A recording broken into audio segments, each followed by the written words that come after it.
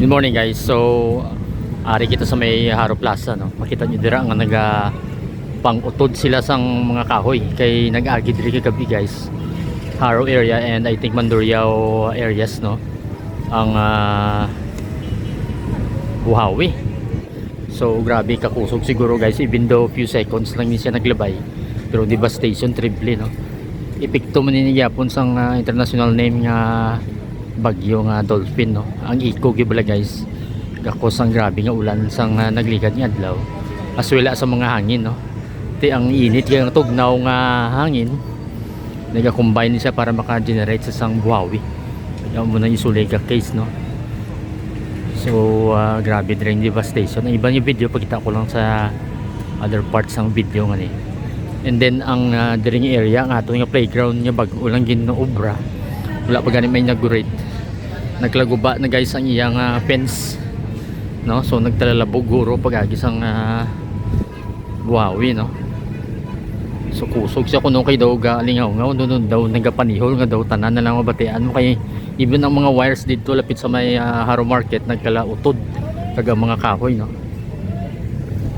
And so mapalibot diri guys damo ang nagapang clearing diri subong kay triple ang mga branches sa mga kahoy bla na nagkala utod siguro kay iba nagkala tumba partly no.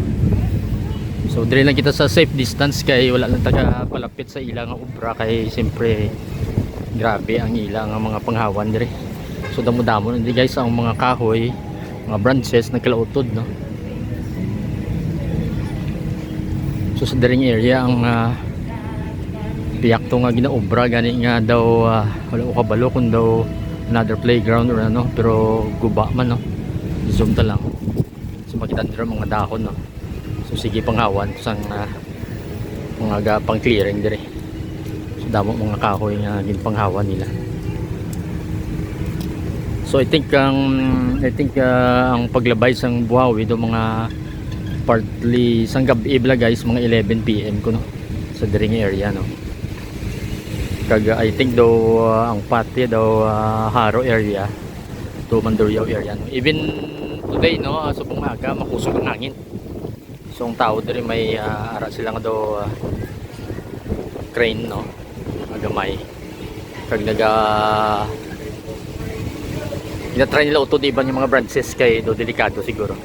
Ang ini ganit ng bali na so most probably kay na inutod na lang iban nga parts ni pro na bali giniguro sa may Buhawi paglabay no.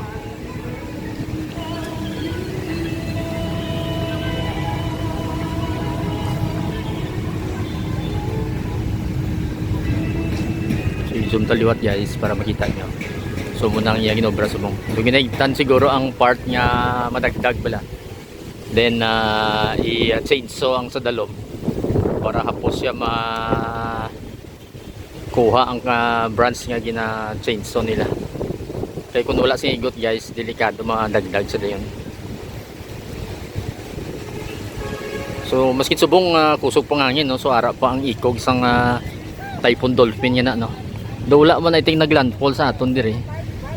So sa sagwa na sa sang aton niya par no, pero triple ang higop niya guys ang panganod yung may mga ulan no.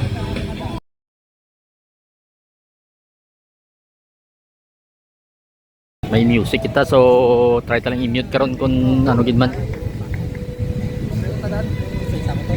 Tapos sa likod sa Haro Plaza.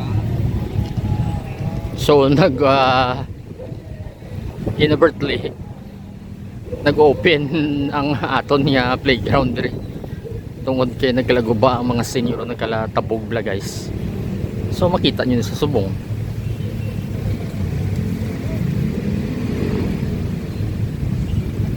may Araman 7-Eleven nga lapit dito sa Haro Market kaga ang areas nga lapit sa Haro Market guys na damage man o damo to mga pamalay.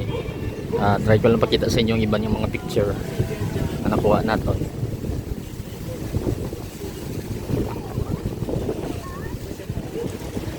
So do dali lang kunong labay siguro base mga seconds lang no? Base 15 seconds lang iya nga labay pero terrible ang damage. So I think ini i-chainsaw nila No, kay doon nahigta nila kaya may mabutong guro sa dalom.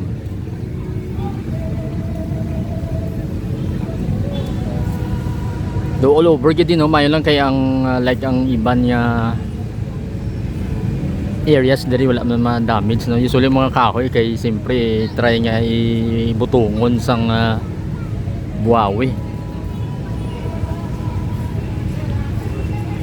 So I'm not sure kung hasta diin ang ilang plano ngayon doon sini. Pero mga damo nang napangutod nila.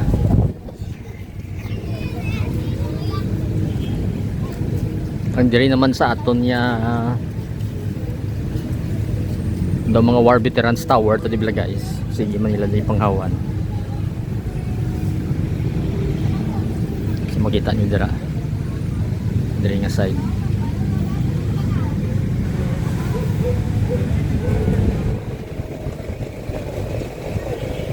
So itig ma-start na sila sa chainsaw no.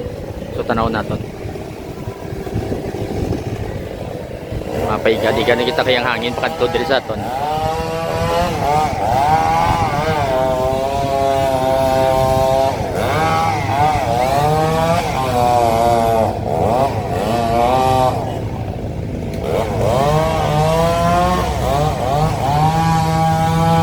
Wala ko kabalo kundi nang gusto nila utdon basi ang dako ni nga branch sa mga utdon nila. So ate di ari dire ang DPWH sa aton sa city atong makita nyo ng orange nga truck guys. Kag ang city engineering I think Lilo City Engineers pala guys. Nakita ko di iba yung mga tao ari sila.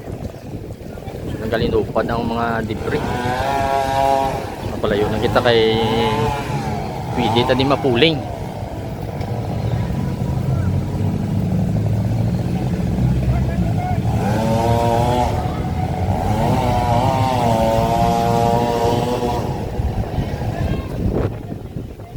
So ang sawdust pala guys, amo nang delikado sa mata na mapuling ka.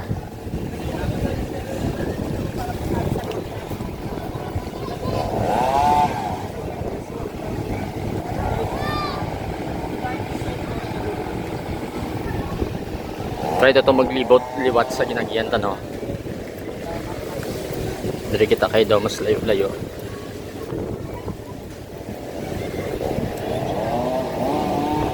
Makita nyo lang yung iban nga truck no sang DPWH sarada daw may crane man gani nga gamay hindi diri sa piyak guys.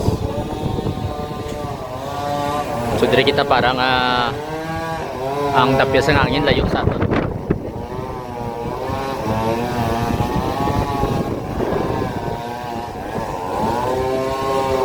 Ito kita kung nga branch ini ang ilang utdon no malkay na to mga gamay-gamay lang.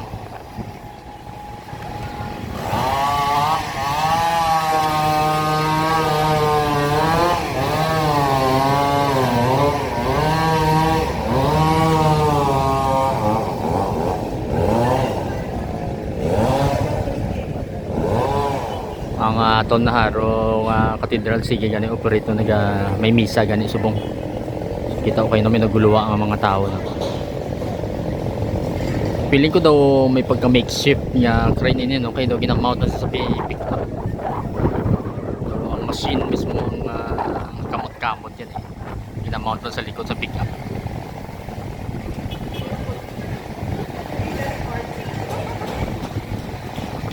So luwas sina makita nyo diri ang isa kay nakakahoy man no pag ang iniiban diri. So napangutdan na siguro ni.